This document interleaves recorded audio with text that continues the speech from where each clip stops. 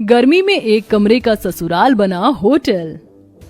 अरे मोरी मैया, कितनी गर्मी हो रही है। गर्मी से हाल बुरा हो चुका है। बहू जल्दी आ जा, मैं तो शादी की तैयारी से ही थक चुकी हूँ। भगवान का शुक्र है कि ये शादी निपट गई। वो तो है माँ जी। ये कहकर रचना कलश के चावल गिराकर घर के अंदर आती है। अरे अंतरा, अब तो तेरी बहू आ गई। अब तो तेरी बहू के हाथ से खाना खा पी कर जाएंगे। अरे जरा हम भी तो देखे बहू कितना अच्छा खाना बनाती है। क्यों कश्मीरा? अरे हाँ हाँ बहू, मुझे बहुत गर्मी लग रही है। मुझे क्या, सबको ही लग रही होगी। गर्मी जो इतनी पड़ रही है, तो जा सबके लिए ठंडा ठंडा शरबत बना कर लिया। जी बुआ जी। और सुनो, तुम शहर में नहीं गांव में हो, तो यहाँ पर तुम्हें घूंघट में रहना पड़ेगा। जी बुआ जी। अरे पर बहू देखेगी कैसे? उसने इतना मोटा और भारी लहंगा पहन रखा है, कपड़े तो बदलने देते। ओहो, जब तक बहू कपड़े बदल कर आएगी हम तो पसीने में तर हो जाएंगे। इससे पहले बहू तू कुछ शरबत लिया। जी लाई। अरे बहू, थोड़ा घूंघट और करो, हम तुम्हारे ससुर समान हैं, तुम्हारे ससुर के बड़े भाई। और हाँ, शरबत सत्तू या बर्फ डालकर लाना। जी ताऊ जी। माँ जी, रसोई कहाँ है? अरे बहू, तुझे रसोई ढूंढने में कोई परेशानी कैसे हो सकती है? वो देख, तेरा ससुराल एक कमरे का है, इस एक कमरे के कोने में हमारी रसोई। वो देख, जा जाकर शरबत बना दे, सभी मेहमान इंतजार कर रहे हैं। इसका मतलब हमारे सारे रिश्तेदार यहीं रहेंगे, इस एक कमरे के ससुराल में? और कहाँ जाएंगे बहू? यहाँ पूरे में बिस्तर बिछा देंगे, सब यहीं लेट जाएंगे। हे भगवान, इतनी गर्मी में सारे लोग एक ही कमरे में कैसे रहेंगे? ऊपर से रसोई भी यहीं है, सारी गर्मी इधर ही आ जाएगी। ऊपर से मुझे ना कपड़े चेंज करने दे रहे, ना घूंघट हटाने दे रहे। मैं तो ऐसी गर्मी में पागल हो जाऊंगी। ये कैसी जगह शादी हो गई है मेरी।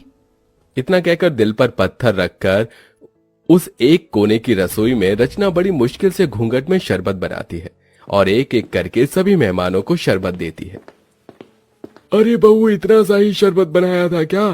अरे जरा अपने घर के लोगों को तो देखो, सारे मेहमान हैं।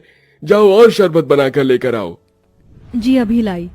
अरे अंतरा मामी, भूख भी लग रही है, अपनी बहू से कह दो कि थोड़ा कुछ खाने पीने को भी ले आए, सारे मेहमान भूखे बैठे हैं।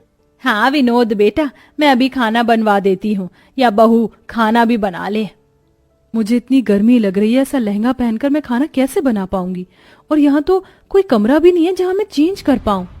इसीलिए तुझे मना कर रही हूँ, अभी सबको खाना दे दे, शांत होकर बैठ जाएंगे, तो तू अपने बाकी के काम निपटा लेना।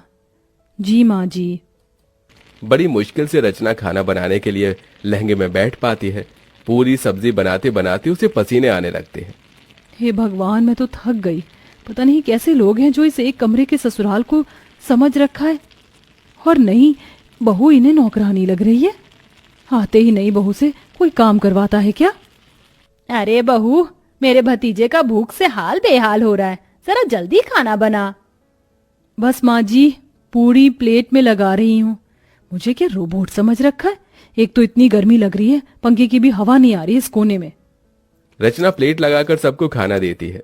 खत्म हो जाने पर बैठने आती है कि लहंगे की वजह से उसका पैर फिसल जाता है और माधव उसे संभाल लेता है। रचना, तुम ठीक तो हो ना? आप तो रहने दीजिए, आपको मेरी कोई फिक्र नहीं है।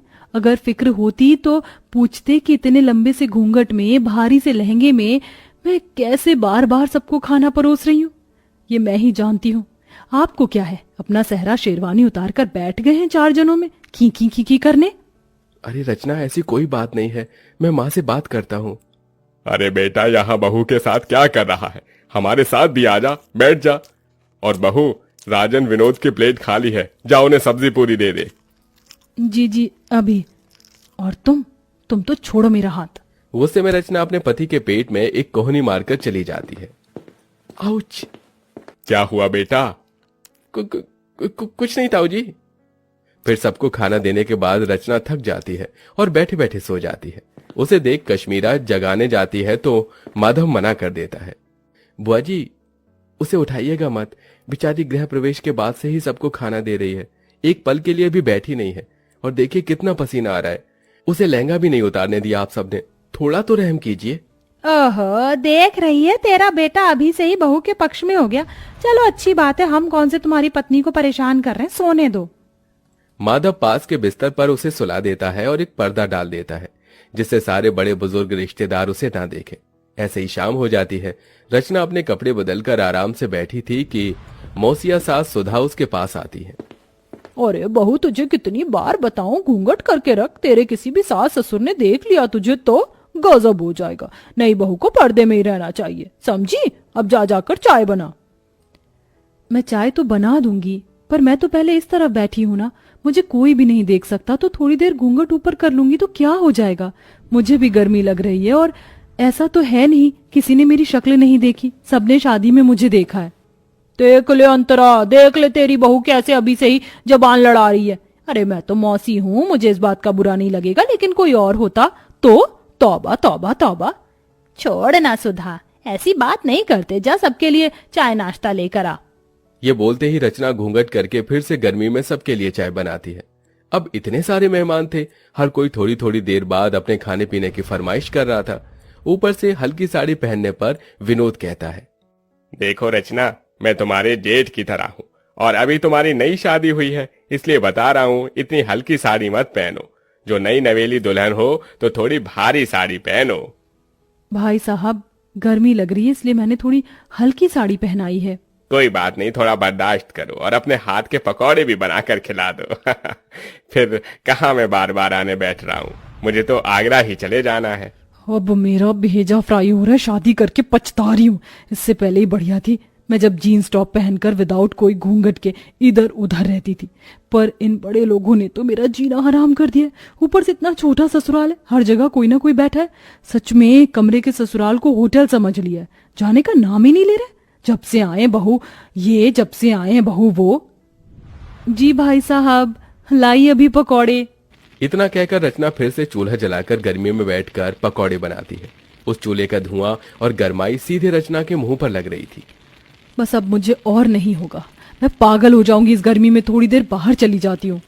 पकौड़े उतार कर वो थोड़ा बाहर जाकर हवा लेते हैं। भले ही बाहर गर्मी सही, लेकिन उतनी भभक तो नहीं है जितना अंदर एक कमरे में है। भगवान जाने कैसे आलसी जानवर की तरह सब एक साथ अंदर हैं, ये भी नहीं कि अपने घर चले जाएं। अरे सर, सुकून तो अपने घर पर ही होता है, लेकिन यहाँ के रिश्तेदार बड़े मक्खी की तरह हैं जो गुड़ से चिपक जाते। एक काम करती हूँ, फ्रिज के ठंडे पानी से मुंह धोकर अंदर चली जाती हूँ, वरना सब बोलेंगे। फिर रचना ठंडे पानी से मुंह धोकर फिर सबके काम करने लगती है। ऐसे ही 4 दिन से हफ्ता और हफ्ते से 2 हफ्ते हो जाते हैं, लेकिन मेहमान जाने का नाम नहीं लेते। उन्होंने नई बहू को गर्मी में बिल्कुल काम करवाकर परेशान कर दिया था। ऐसे में रचना की हालत बहुत खराब हो जाती है, क्योंकि वो बेचारी खुद भी खा पी नहीं पाती है। पति से अपनी परेशानी बताती है, लेकिन वो नजरअंदाज कर देता है। बहू एक दिन गर्मी में कपड़े सुखाते सुखाते बेहोश हो जाती है। माधव फौरन डॉक्टर को घर पर बुलाता है, तो डॉक्टर बताता है, देखिए, गर्मी में इनकी हालत बहुत डाउन हो चुकी है। और इतनी मोटी साड़ी क्यों पहनी है आप लोगों ने? आप जून जुलाई की गर्मी से वाकिफ नहीं है क्या? और इतने सारे लोग क्यों हैं? यहाँ पर मरीज के पास ज्यादा लोग रहने से और घबराहट पैदा होती है। देखिए माधव जी, हो सके तो थोड़ा रेस्ट करने वाला एनवायरनमेंट प्रोवाइड करवा दो तो बेहतर होगा। जी डॉक्टर। ये सब इसी वजह से हो रहा होगा। बहू ने मुझे बोला था कि उसे परेशानी हो रही है, फिर भी मैंने इसकी एक नहीं सुनी। बेटा, डॉक्टर साहब सही कह रहे हैं। देख, बहू का पगफेरा भी नहीं हुआ, ऐसा कर तू इसके मायके ले जा इसे। ठीक है माँ। बहुत हो गया, कहीं ना कहीं ये रिश्तेदार भी मेरी बहू के इस हालत के जिम्मेदार हैं। बहुत दिन खाना खा लिया मेरे घर को होटल समझकर, अब मुझे इन्हें यहाँ से निकालना ही होगा। सुनिए, आप सब थोड़ा बाहर जा सकते हैं? जो डॉक्टर साहब ने बोला है उसी के लिए बोला है मैंने। हाँ हाँ ठीक है, चलो चलो सब बाहर चलो। उनके बाहर जाते ही अंतरा बहू से कहती है, बहू मैं समझ सकती हूँ, तू बहुत परेशान हो गई थी, इसलिए अब मैं तुझे तेरे मायके भेज रही हूँ और इन मेहमानों की तो छुट्टी मैं करूंगी। काश तेरी ये बात मैंने पहले समझ ली होती। कोई बात नहीं माँ जी, ये सब हो जाता है, आप अपना ख्याल रखना। हाँ हाँ। कुछ देर बाद माधव रचना को लेकर उसके मायके चला जाता है और फिर अंतरा शाम से लेकर अगले 4 दिन तक रोज फीका खाना बनाती है और बहाने लगाती है। तभी सुधा, कश्मीरा, मुकेश खाने को मना कर देते हैं। अरे नहीं नहीं, बस जिज्जी, अब और नहीं चाहिए। अरे खा लो पेट भरकर, बहू के हाथ से भी तो कहते थे बार बार। पर तुम्हारे हाथ से नहीं खा सकते ना अंतरा। रचना बहुत ज्यादा अच्छा खाना बनाती थी, इसलिए खाते थे। और वैसे भी अब हम सबको बहुत दिन हो गए हैं, अब हमें अपने घर को निकलना चाहिए। हाँ हाँ, अब हम सबको अपने घर जाना चाहिए, हम चलते हैं। इस तरह सारे मेहमान मजबूरन खुद ही अंतरा का बेकार खाना खाकर वहां से भाग जाते हैं और कुछ दिनों बाद ही नई बहू घर वापस आकर एसी में सास के साथ खुशी खुशी रहने लगती है।